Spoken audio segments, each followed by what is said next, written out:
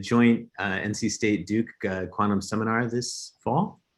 It's a real pleasure to introduce Craig Gidney, who's coming to us from Google. I think Craig's been doing a lot of really great work in terms of figuring out how to make faster, smaller, fault-tolerant gadgets. But then I think kind of equally important, building tools that allows all of us to like study different things and compare different, I'm mostly interested in error correction, so compare different error correction codes is great. But what I really am always really thankful for Craig for is this Quark code where you can go to his website and just run quantum circuits in the browser. I use it all the time in my class. It's super nice. I like how you can do, you can basically do everything you would like to do to show students how different circuits lead to the same result, to show why the Choi-Jolinovsky inequality allows you to look at the unitary matrices even though you're just measuring states. It's awesome. So thank you very much for that, Craig, and thanks for joining us.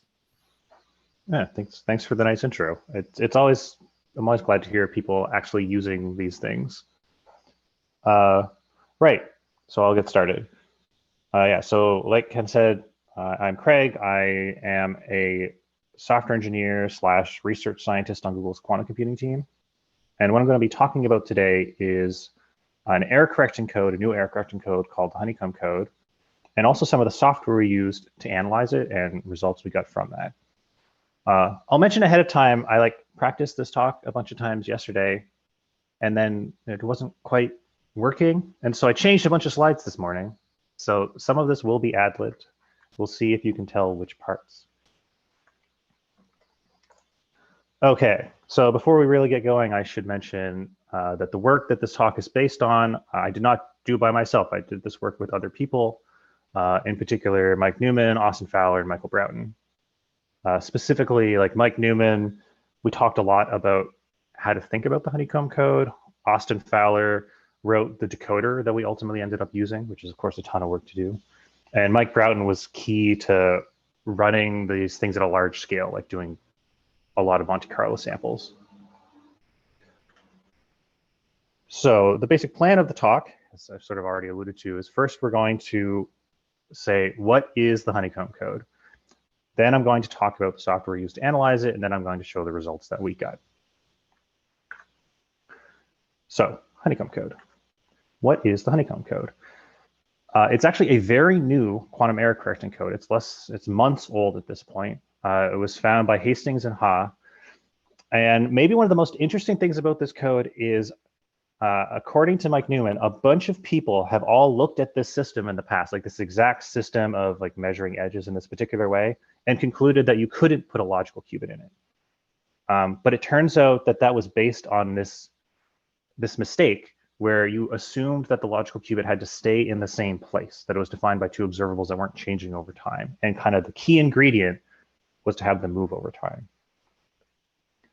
So just to make sure that I've gone over the details of what is happening in this code, there are 3 colors of edges here. I've tried to pick shades that you should be able to see them if you're colorblind. I apologize if you can't. But you have red edges, which are 2-body X parity measurements between the data qubits at both ends, which are represented by these black circles. You measure all the red edges, then you measure all the green edges, then you measure all the blue edges, and then you just repeat that process. That's what you do for the code. It has this constraint that it has to be on a donut currently, and we don't know how to fix that yet, or we don't know how to fix it in a nice way.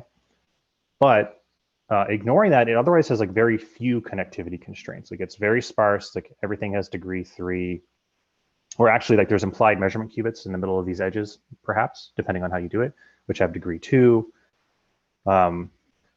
So compared to the surface code where you have to have a full grid, this one allows you to omit some of the edges.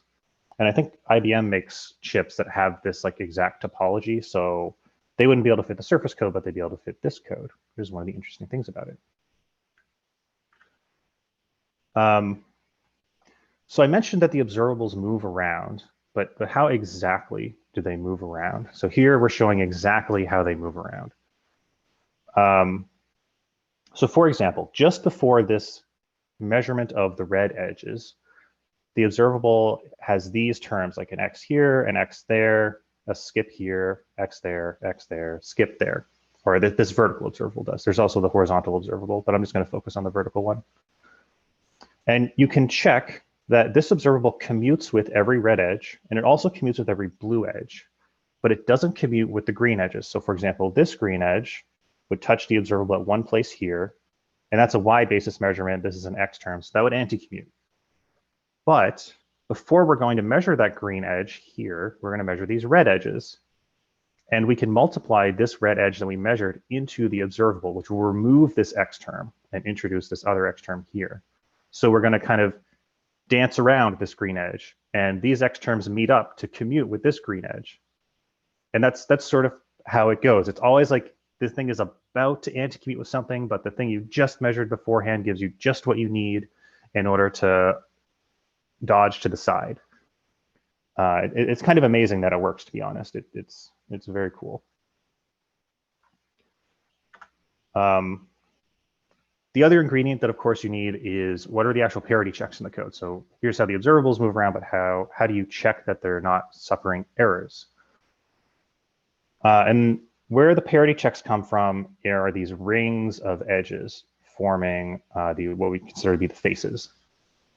So if you multiply these blue edges into these red edges, you get a 6-body Y operator.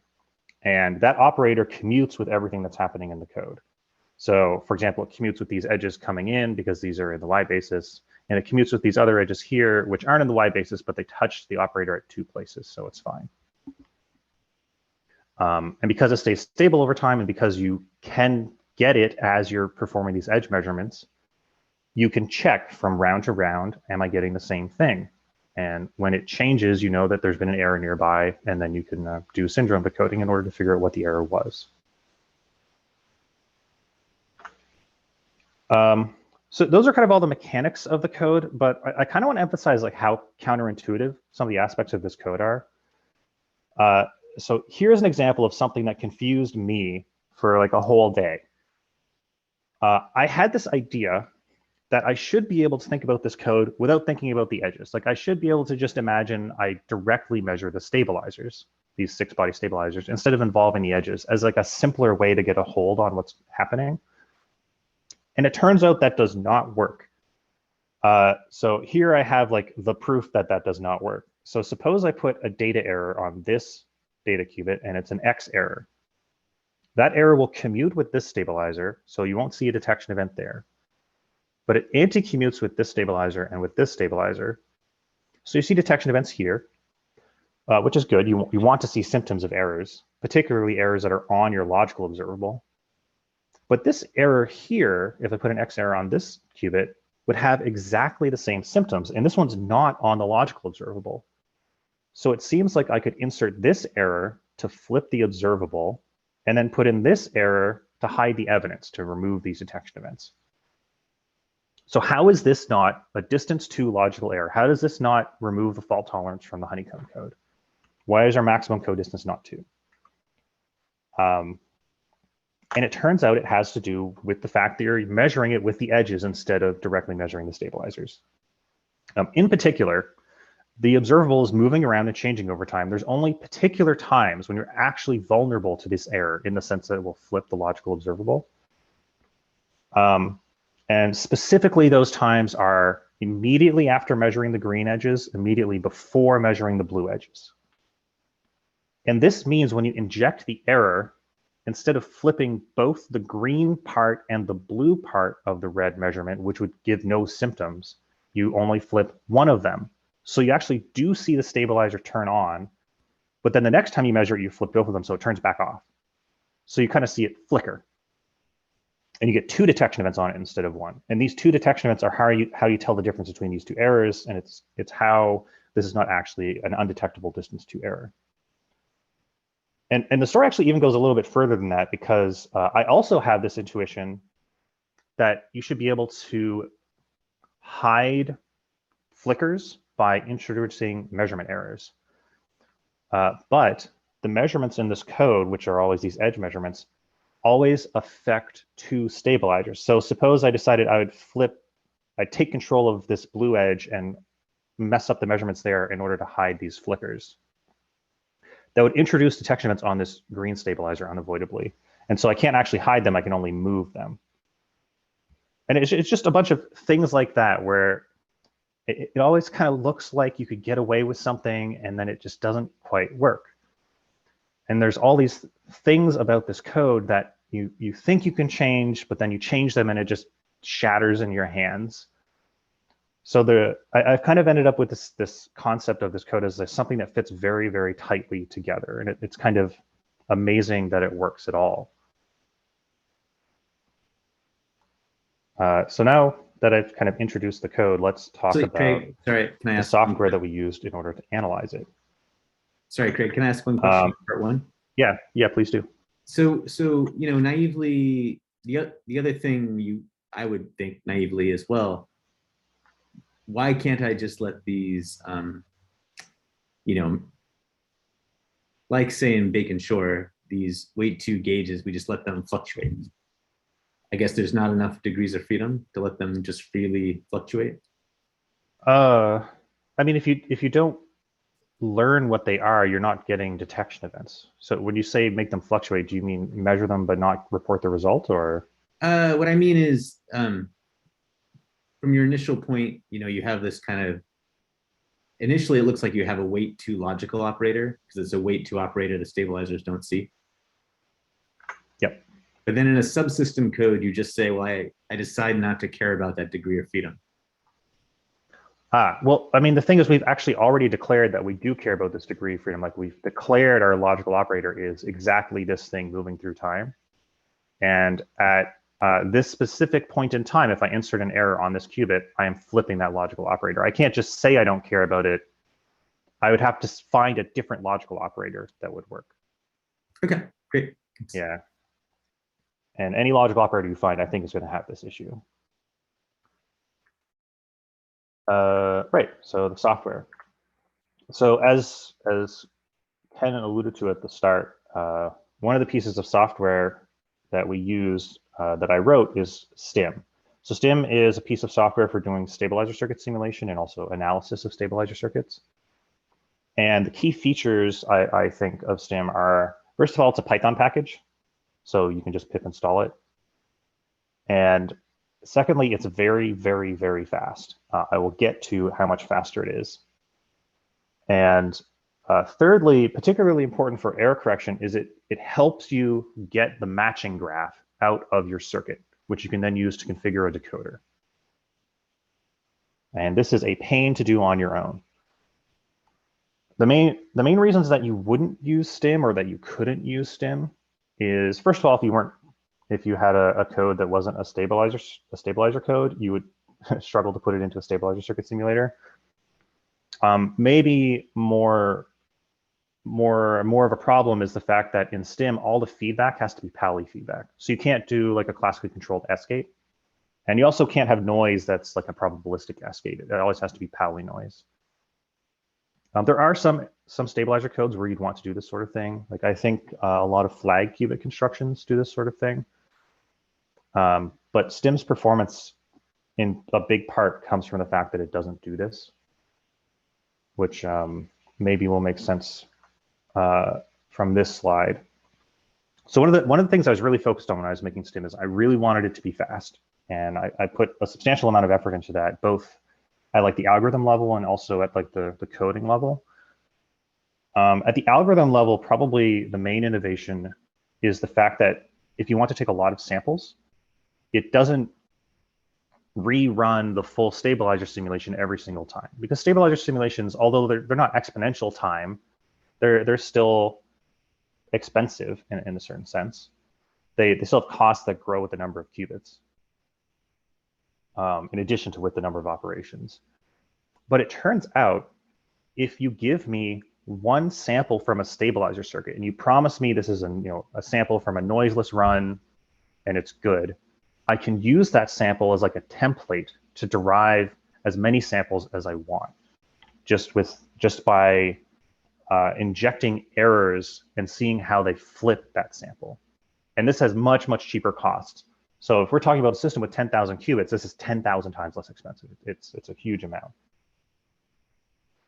So algorithmically, this is extremely important. And then in terms of the implementation, Stim does this trick where it interleaves all the simulations together for these error propagations.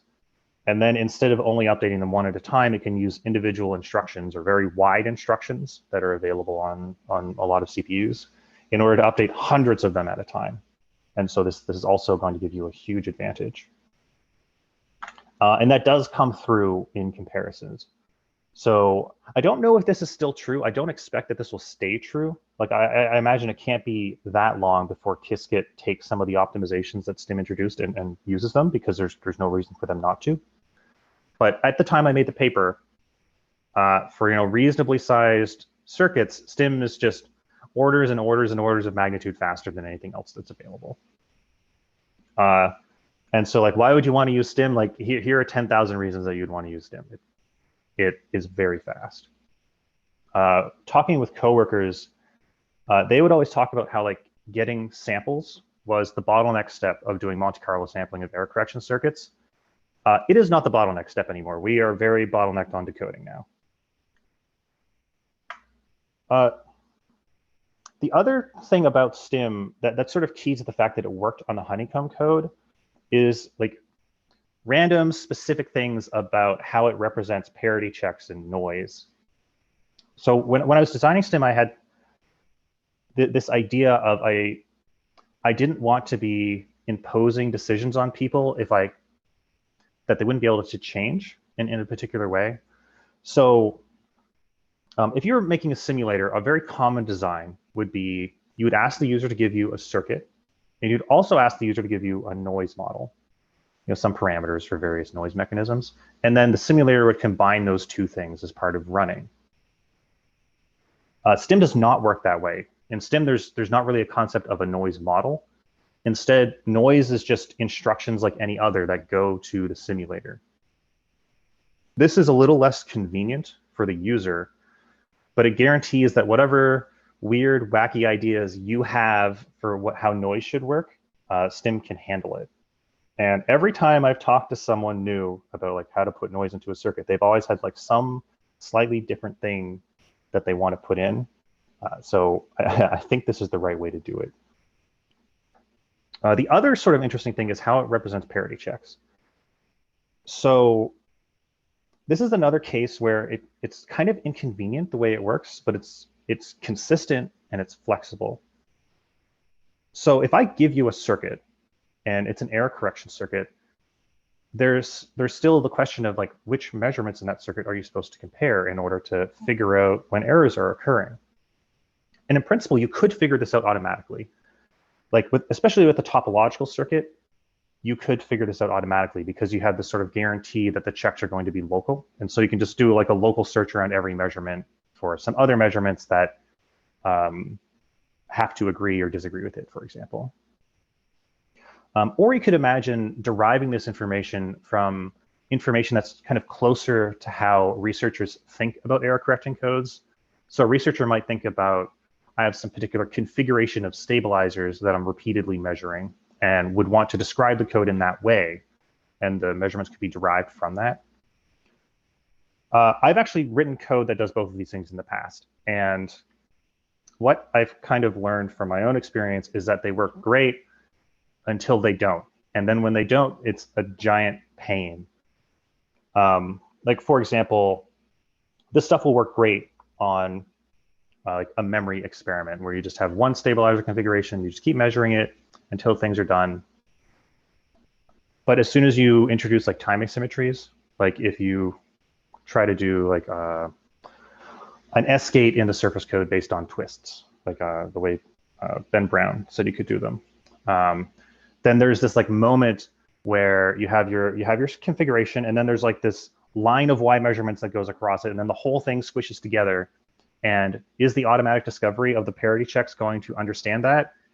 It's kind of a coin flip. And if it doesn't understand it, are you going to be able to explain manually what the checks should have been? Like this tool that's doing this automation could be deep in some data pipeline. Anyways, it's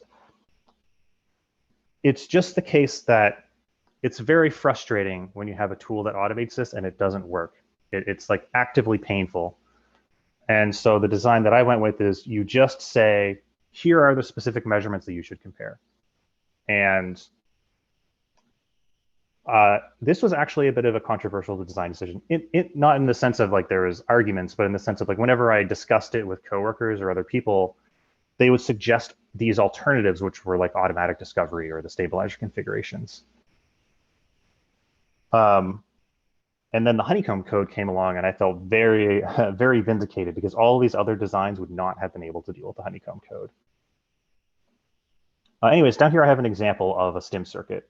So we have qubits implicitly start in the 0 state. You move one of them to the plus state. You do a C0 to create the state 0, 0, plus 1, 1. And then there's an error mechanism. So this is phase damping applied independently to the 2 qubits. Then we have an X basis measurement. And then we have an assertion that the previous measurement, so rec -1 is the most recent measurement, rec -2 is the second most recent measurement. So that's these 2 measurements. Here we're asserting that they are consistent with each other. So in the comment here, I say they should agree. One of the subtle points about these declarations of the measurements having a consistent parity is that actually, it could be also that they disagree. All we're saying is that they're consistent. It's actually incredibly convenient not to have to figure out if they're supposed to agree or disagree.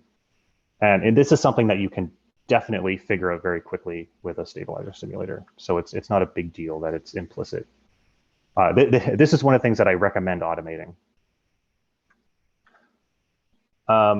Right, so as I mentioned, Stim can understand the Honeycomb code because of these design decisions. And actually, I have to say, one of the like subtle joys in life is when you make a piece of software, not knowing that something will exist, and then it comes into being, and the software works on it. That doesn't always happen. Usually, when something new comes along, your software doesn't work on it, and so whenever it does, it's very satisfying. Yeah, the Honeycomb code has these observables that move around in these counterintuitive ways, and the stabilizers of the Honeycomb code, like the parity checks, also are a little bit counterintuitive. Like, for example, a very common error model that people will look at for an error corrected code is a like phenomenological model where you measure the stabilizers, then you insert errors on the data qubits, then you measure the stabilizers, then you insert errors on the data qubits. Like you separate it into 2 phases. This code doesn't have 2 phases. Like, it's always the case that you've half measured the next stabilizer. If you've just measured the green edges, then you just completed the red and green cycles, but you haven't quite completed the green and blue cycles. So there's no point to just stop and insert errors. And so if you try to just make a cut and insert errors at that point, this actually like completely messes up the analysis. Like you'll find that it's a little bit too good at finding the errors, and that this is really an artifact of in one basis, because you're inserting between the 2 rounds, or between the 2 edge measurements, you get like time-like errors around them. Sorry, I know that's a little vague. The point ultimately is that it messes with concepts as fundamental as the phenomenological model. And so it's very easy to make a piece of software that wouldn't be able to handle this. Moving on, how do we actually explain the Honeycomb code to Stim? So here I'm going over like the inner loop, and you can see it's a little bit more complex than the example I had before, but it's still using the same basic ingredients. So first of all, we have these inline noise annotations, which are, so in this case, we're saying, before we do these measurements, let's do 2-qubit depolarizing noise on each of these qubit pairs. And they're all kind of shoved together here, but the way that you read this is you take 2, so qubit 9 and qubit 3 together get 2 qubit noise, and then 2 and 1 together, and so forth. Then after that noise, we do some Pauli product measurements. So we want to measure x9 times x3 and x2 times x1 and so forth. This parameter here is saying that we want the result to be reported incorrectly 0.1% of the time. So this is actually a noisy measurement. Then we get to that part where we're supposed to include certain edge measurements into the observable. So this is saying, in the observable that has index 1, we should include the third most recent measurement, which is 1, 2, 3, this measurement, x0 times x6. In the indexing scheme that's used here, I know it's not shown anywhere on the slide, this is qubit 0 and this is qubit 6. So this is referring specifically to this edge measurement here. And this is the red round and this is the red edge along the observable. So yeah, that's correct. That's what should be multiplied in. And then lastly, we have these detector annotations, which look a little ominous because there's like 12 different measurements that are part of every parity check. But it splits into the stuff from the previous round, the stuff from the current round. And within this, like these first 3 are these 3 red edges. And these next 3 are the 3 blue edges. And then these other 6 are those same edges, but from the previous round. So frankly, it can be a little bit annoying to have to index all these measurements in this way. But once you get the code that does it, it's guaranteed to work. OK, so we can do our simulation. How are we going to do decoding? So when I was initially analyzing this code, what I did is I used this new tool called PyMatching, which is by Oscar Higgett. And for me, the defining most important feature of PyMatching is that it's a Python package, and I could just pip install it. It's extremely convenient. And compared to a more general library like NetworkX, which is just a general graph library, it's a little bit more focused on quantum error correction. And I think it's C++ under the hood instead of native Python, so it's much faster than NetworkX. And the other key feature is that it doesn't really care what graph you're going to run it on. It doesn't enforce that upon you. You can just load arbitrary graphs into it. And the main trouble that I ran into with PyMatching eventually was as I tried to go to bigger sizes, the performance started getting worse than what I needed. And this has to do with like a technical detail of how the algorithm is implemented, where basically if you look up how to do minimum weight perfect matching on Wikipedia, they'll describe it as you have a graph, it has nodes, it has edges, and you're matching nodes using edges. But in the error correction problem, the graph we're working on, we actually have marked nodes, which are matched using paths in between them. And so often what people will do is they'll do a conversion step where they go from marked nodes with paths to nodes with edges, doing like an all-to-all path search, which is or a truncated all-to-all path search. And if you do that, you run into these performance problems, because what you should really do is run kind of natively on the original graph, which makes it more efficient. And it is explained in existing papers.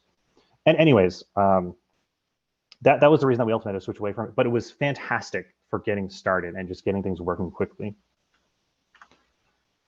So in particular, we had this data flow that started with a circuit where you have to write code that makes the circuit, puts the noise in it, puts the detector declarations in it. You do all your work here, essentially. And then Stim can convert from that circuit to a detector error model. And then you write some glue code to get that detector error model into whatever decoder you're doing. So this is still something you have to write. You can feel free to use the code that we wrote for it as part of analyzing the Honeycomb code. But once you've done this, it deals with a lot of the work for you. Like, it's kind of a pain to separately make a matching graph and a circuit and make sure that they agree. And having this be automated is very useful. In here, I have pictures of the graphs that we extracted for the Honeycomb code. So this is the full graph here, and these are the 2 connected components that make it up. And these highlighted edges down the middle are all the edges that are crossing the logical observable that we annotated into the system. I'll mention in the Hastings and Ha paper, they dedicate a whole section of the paper to finding this matching graph and explaining what it is. When we were working with this code, we didn't even realize that it had two connected components for a very long time, because this was just some transparent, automatically handled step behind the scenes. We didn't think about this at all. It just worked. And this is kind of like a workflow that I feel like it's a good idea for people to use, is this kind of like everything derives from the circuit workflow. You spend all of your time writing a circuit generator to make a circuit that includes all the details you need. And then you have tools that are capable of doing the rest of the work. And this is as opposed to a workflow where you divide things up slightly differently and end up having to implement multiple pieces. You know, every one of these blue boxes takes a lot of time to do. This could be months of your life. And by using these existing open source tools that divide things up in a reasonably nice way, you only have to do this one box instead. And I mean, that's how we worked. So because of this, instead of kind of struggling to get started, like having to make all these tools, we could focus on the much more interesting problem of struggling to finish. So on the timeline, it was like less than a week from the paper coming out to us having like essentially an estimate of the threshold. And all the rest of this time is us trying to understand the code to make sure we're not making any egregious mistakes, to like scale up the data collection, or to think of improvements to the code or ways of explaining the code. Or like, what results do we want to get about this code? Like, we could focus on the more researchy questions instead of the details of the decoder necessarily. Moving on to the results that we got. Historically, people have been very focused on the threshold of a code, which is sort of like a quality bar that the qubits have to be over in order for the code to work. And this is a very important metric, but quantity is also extremely important. If you're planning to build a quantum computer, you have to know how good you have to make the qubits, but you also want to know how many qubits you have to make. Like, do you have to fill an Olympic-sized swimming pool with qubits or just a normal-sized swimming pool, right? How big is this thing going to be? So historically, stuff that's come out of the Google team has estimated this value called Lambda, which is related to how quickly the error correcting code is getting better as you make it bigger. But in this paper, we introduced a new metric that we call the Teraquop qubit count. It's not like this is a complicated metric or anything. It's just how many physical qubits do you need for logical operations in the code to hit a 1 in a trillion error rate. And the reason that we focused on a trillion operations instead of some other number is that's kind of like the number of operations you need to do like textbook algorithms. Like if you want to run Shor's factoring algorithm, or you want to do a chemistry algorithm that's based on phase estimation, this is the sort of number of operations you'll need. It's like a trillion operations, with the caveat that I'm counting idle operations in that. So the structure of a quantum computation is often that a lot of the qubits are sitting still, waiting for the computation to get to them. So a substantial number of the operations you do are idle operations, which from the perspective of an error correcting code is an operation that you have to do well, because if you don't do that operation well, the qubits aren't going to survive. Anyways, we also, in addition to having multiple metrics, we also had multiple error models. And we had a reason for including each of them. So first of all, we included the standard depolarizing circuit noise model, just so that it would be reasonable to compare to other work, or as easy as possible. But we also included a more inspired by the hardware version of that model, where, for example, errors measurement had much more error, proportional to 2 qubit gates. And we also put in this entangling measurements model, which was kind of justified by the original authors, right? Matthew Hastings and Ha are from Microsoft, who are interested in Majoranas. And in Majoranas, these measurements with two-body measurements are like native operations, effectively. And so to them, that this is very interesting. And so to accommodate that, we included this one. Actually, a little behind the scenes peek, we actually did 4 error models, not just 3. And with the 4th one, we couldn't come up with some reason why we did it after the fact. And so we just threw it out and didn't put it in the paper. All right, so here's the first plot that I'm showing, which is detection fraction. So this is of the possible detection events that could have occurred for like the surface code or the Honeycomb code for various error models, how many actually did occur. And the thing I want to point out about this is it is very dangerous for you to compare anything across error models. So looking at this plot, you might say, wow, EM3 is way lower than SD6. It must be the case that I should make measurement with entangling, I should make hardware with entangling measurements instead of hardware with like normal what would be considered more normal operations. You cannot conclude that from these comparisons. First of all, there's the issue of like the parameterization of the error model. Like depending on how exactly you define what a depolarizing error is, or exactly what's correlated with what, you can have a massive effect on where these are. So for example, we made a slight tweak to EM3, which changed one of the correlations a little bit, and you can see like it moved quite substantially. But really the issue is ultimately, these are requirements that you are imposing on the hardware, and you need some sense of how difficult these requirements are to meet in order to really make conclusions about which one is better. You know, is it 10 times harder to make hardware that does good entangling measurements? 2 times harder? Or does it take 10 times as much money? I don't know. And that's a big variable that's missing if you want to do these comparisons. So please, although it's so tempting, don't compare across the error models. So then with that little warning out of the way, I can move on to the more typical plots. So here's the plot that you'll see in most papers that like look at the performance of an error correcting code, which is the threshold plot. So here, every curve is a code distance, and each of the points on the curve is a physical error rate and the corresponding logical error rate that was seen through Monte Carlo sampling. And the shading has to do with relative likelihood ratios. I think we shaded everything that's where the hypothesis is within a factor of 1,000 of the max likelihood hypothesis. And you can actually see from the floor here that we took 100 million samples for every point. Anyways, so on these plots, you can see where the threshold is based on where all the curves intersect. So you can see, for example, that in the standard depolarizing model, the surface code has a slightly better threshold than the Honeycomb code does. And in the superconducting inspired model, where measurement is much noisier, the surface code is noticeably, like the improvement gets bigger between the surface code and the Honeycomb code, or the difference. And we think this has to do with the fact that the Honeycomb code has to combine 12 measurements in order to get 1 detection event instead of 2, like in the surface code. So it's hurt more by measurements.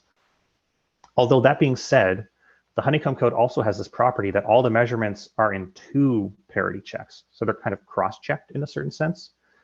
So it's not clear exactly how those 2 things interact. All we know really is like the threshold gets lower. And then we have this entangling measurements model where you have a really good threshold of 2%. And compared to like previous work in these sorts of models, this is amazing. Like previous 2-body codes had like 2 orders of magnitude lower threshold. I don't know if I don't remember offhand exactly what that is. I probably shouldn't say. Also, you might notice we don't have a surface code for entangling measurements. The reason for that is we actually weren't sure what to compare against. There are 2 possible interpretations of what you could mean by the surface code in this entangling measurements model. You could mean, I want to build the surface code without CNOT gates using like lattice surgery style CNOTs, where you use parity measurements to implement the CNOTs. And there has been a paper that looks at that, and they find the surface code has a pretty low threshold in it, like 0.1% order of magnitude. But the other thing you could mean, given that this is Majorana inspired, is you could mean, I want to do the surface code with Majoranas. And if you do the surface code directly with Majoranas, the number of like fusion operations you need is like 3 or 4 times less than what you need if you force yourself to go through parity measurements. So essentially, we couldn't decide what the comparison should be, and we didn't want to make like a Majorana simulator. So we just put it on the like too much work, too ambiguous pile. It does leave this really annoying hole though. Anyways, moving on to the more quantitative sides of things. Well, here's actually the exact same data. This is the same data as on the previous plot. All that's happened is that the horizontal axis and the curves have been switched. So instead of the horizontal axis being the physical error rate, it's the code distance. And instead of the curves being the code distance, they're the physical error rate. And the nice thing about doing this is that you can project what code distance you would need to achieve a given logical error rate with line fits. And it's actually kind of surprising that these are even on lines at all, but it works pretty well. And anyways, the lambda factor that I described before is effectively the slope of these lines. And the Teraquop cubic count is where they intersect down here, which is why these are projecting so far. So here's lambda. So this is just that being pulled out of the previous slot. This time the shading has to do with how much you can wiggle the line fit without increasing the squared error by some fixed amount.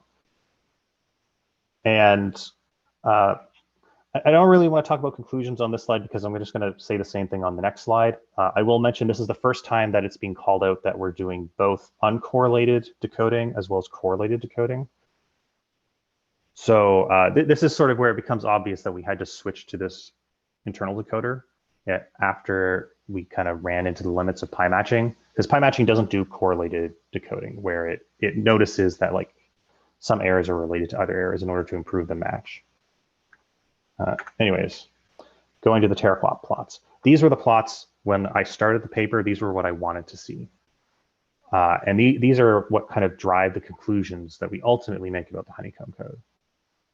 So first of all, you can see that in the circuit models, like the standard circuit models with depolarizing error or the superconducting inspired stuff, the Honeycomb code is a little bit worse than the surface code. It's like 5 to 10 times more qubits to achieve the same error rate at a physical error rate of 10 to the minus 3. Whereas with a superconducting inspired one, you're getting very close to the threshold. And so you can see it's kind of starting to take off to infinity. Whereas in the entangling measurements model, it looks really good. Like here you have a qubit count of 600. And that's not like grounded against hardware, so it's hard to say what that means. All I know is that 600 seems really good. So the conclusions that we draw from this data are the Honeycomb code does do a little bit worse than the surface code in these standard circuit models. Maybe it makes up for that with the sparser connectivity requirements. Like if your hardware can't put a surface code on it, it might be able to still put a Honeycomb code on it. But if you have entangling measurements, it seems pretty good, modulo how hard it actually is to do them. It might sound a bit funny to think 600 is a good coding rate instead of like 10 or something, but like I know these are kind of like controversial things, honestly, but to me this is a really good number. And at the very least, if you compare it to previous 2 local codes that were built out of these 2 body measurements, it's just so much better. It's kind of amazing that it works. And this leaves us with 2 major problems. That there are 2 things that prevent the Honeycomb code from being that thing that everybody is doing, or the thing that a lot of people are doing. First is this theory obstacle that you have to have periodic boundaries. So you have to print your chip onto a donut instead of onto a flat surface. So that has to be fixed in order for people to use this code, I think. And the other thing is you actually have to have hardware that can do these entangling measurements well. If you do it in the circuit model, it's okay, but you probably want to do the surface code instead. But if you can do these measurements natively, it seems to get really good. And that's it. Yeah, thank you for listening, and we can move on to questions. Great, Craig. Thanks for a great talk. Anyone who has questions, please raise your hand, and I will call on you, hopefully. Yeah, so Sheila. Hi, it's Craig. Thanks for a nice talk. So I just have some technical questions for you. Like, I guess like when you do like error correction simulation, you want to like pass your samples to the decoder, right? I'm not sure, like although like I know like in Stim that your the sample rate is like pretty high, but when you pass when you pass these samples to your decoder, does it have some like bottleneck there? Does it have some what? Bottleneck, like just like because you're using Python to pass it to. Yeah. So using the Python package for Stim instead of the command line tool does hurt the performance by like a factor of 2 or 4 pretty easily. So you do lose something there, but the difference tends to be big enough that the decoder will be slower anyway. Okay. Yeah, generally the decoding rate, the limitation on the decoding rate tends to be how fast the decoder is as opposed to how fast it can ingest data. You have to optimize it quite a lot to hit the limits of like mem copying data into the decoder. You can. Stim does have formats for that. Like in addition to outputting like just raw bits for each detector, it can output like indexed data for which bits were set. So it has output formats like there's one called R8, which is like a run length encoded format. And in that format, the amount of data that has to be transferred from Stim to the decoder drops by like a factor of 10 at a 0.1% error rate in the surface code. So it's possible to avoid those bottlenecks. But yes, that is something you have to worry about. But you have to have a pretty fast decoder before you have to worry about that. Yeah, thanks. Maybe another question is like, how do you decide like in this like say honeycomb model, like how do you decide like which are the vertices, and like is that by look at the stabilizer mesh simulation, or like can you? How do I decide what are the vertices in the matching graph? Yes. Every detector annotation in the circuit becomes a vertex, and every vertex is a detector annotation. Okay, thanks. Yeah. All right, Greg. Hi, I had just a clarification question, and I think I probably know the answer, but so Stim is intended to do these sampling type things to see how well your stabilizer code works, and it's not intended to be to simulate circuits using the logical operators on a stabilizer code. Is that a fair way of putting it?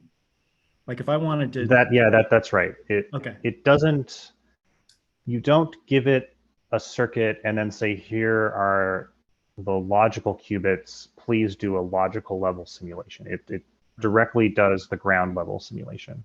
Okay. It's really for implementing the logical abstraction and understanding how well the implementation works as opposed to using the logical abstraction. If you're going to use logical abstraction, go ahead. Yeah, I guess one thing I'm leaning toward is if I want to understand better or play around with things like lattice surgery and things of ways of doing the logical operators, is this a good tool, or is there another tool that's needed for that?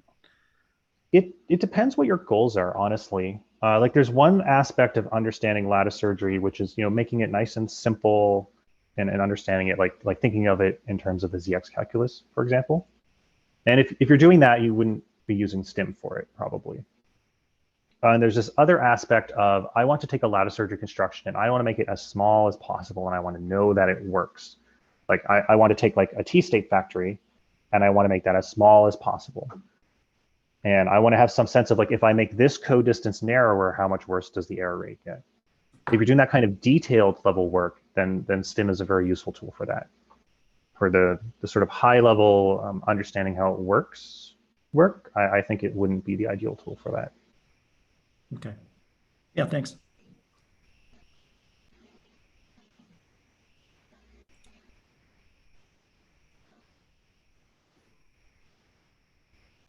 Yeah, Berlin. Hi, thanks for the great presentation. So I was just wondering about, this is my lack of knowledge as well, but so the way you presented how you used Stim for the Honeycomb code is that you extracted this error model and then converted that to the PyMatching graph and or the internal decoder. So it's kind of like collecting the samples and like doing the decoding on top of that is like two separate phases. Instead, like when, for example, like in a very simple example, like the Stim code, like how applicable or generalizable this model is to every kind of error correction situation.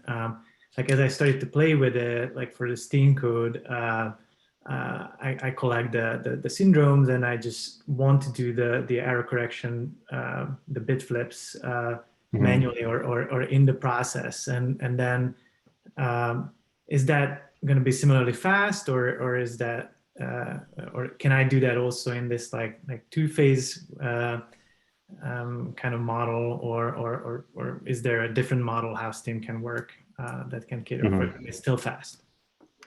Yeah. So first of all, in terms of the error model extraction, it will still work on codes that don't have like proper matching graphs, that like the color code doesn't have a matching graph exactly.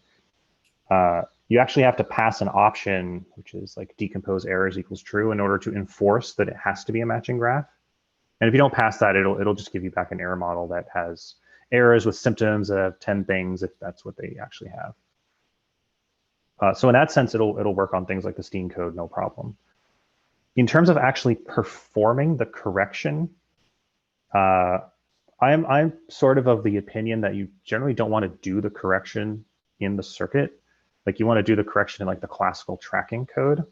So anytime you have like a classically controlled Pauli, that's an opportunity to not do something on a quantum computer in a certain sense. And you want to do as few things as possible on the quantum computer. But you can do it in Stim just with, you can just write C0, and then the first target is rec -1, which will be the previous measurement. And then the second thing is the thing you want to flip. That'll work. The thing that won't work is if you want to do like a topholy, like a classically controlled, like two classical controls where intersection causes something to flip, because that actually pushes you outside of the space that Stim simulates in. It breaks this property that you can use a reference sample, essentially. Hmm. Yep. Thank you. Yep. Catherine? Yeah, so I have a quick question about, so you mentioned how you guys were trying to play around with different variations of the Honeycomb code, like specifically like the XEZX type of variations with it, and it wasn't working. So I was wondering if what kind of like maybe like a more generalized version, like different bulk geometry that would allow you to do that type of transformation on the Honeycomb code. I don't know if you maybe. Yeah, this is a question that I'm unfortunately not able to answer. Like I don't know any way of changing the Honeycomb code that doesn't break it. Right. So right now it's just the way 6 stabilizers XYZ. Yeah. Sort of a very specific type of code. Yeah, I actually don't even know if there's other work on doing like two local codes in like hyperbolic space or something like that. Mm-hmm. Okay, thank you. Yeah.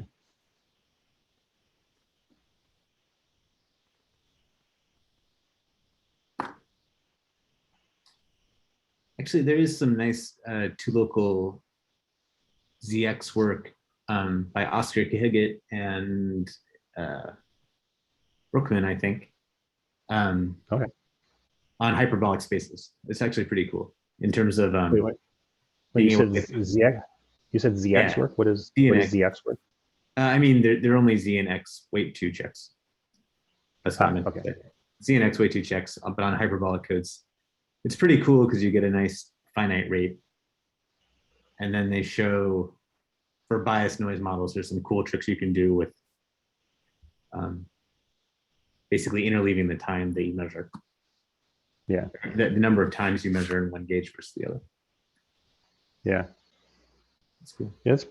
I do kind of wonder if the Honeycomb code would do anything with biased noise. It seems like it doesn't prefer any one basis, so maybe not. On the other hand, the matching graph for it is actually the same as the matching graph for the surface code, as far as I can tell. And in the paper, they say like there's a Tor code embedded into it. And since you can do it with the Tor code, maybe. That's interesting. Yeah, so Craig, I was just going to ask you, because I can't handle the mystery. What was the fourth type of error model you threw out? It was, suppose you have arbitrary single 2-qubit Clifford gates. So instead of doing like a C naught and then a single qubit basis change on the data qubit and then another C naught, you could just directly do like an X controlled knot and then a Y controlled knot and then a Z controlled knot. So the whole thing compacts together much more tightly. I actually spent a lot of work making it pack together tightly, so this is kind of tragic to have to throw it away. Yeah. It's true. It's not very. It's hard to motivate. Valenta, I see you have your hand raised again, or is it just from before? No, I did have another question. So one of the open questions you mentioned at the end was to create like a planar or a boundary-less or the repeated boundary would be. So there would be a boundary introduced. So how hard do you think that problem is, or what are your thoughts around that?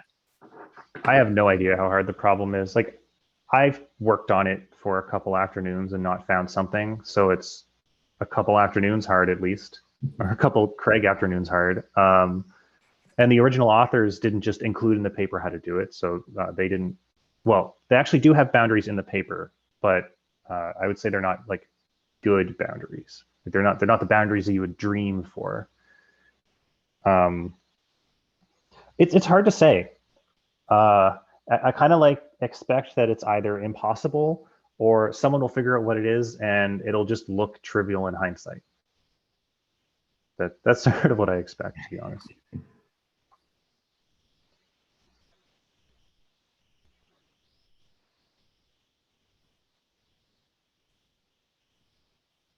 At the very least, it probably requires the same sort of twisty thinking that allowed them to find these logical qubit observables in the first place.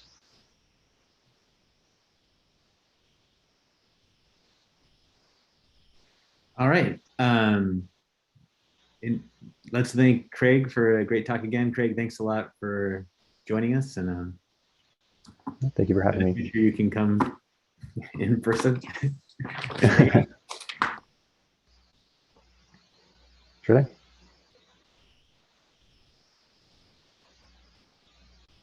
Yeah, and then I guess I should say next week we're having Graham Smith from the University of Colorado Boulder talking. See everyone later. See you, everybody.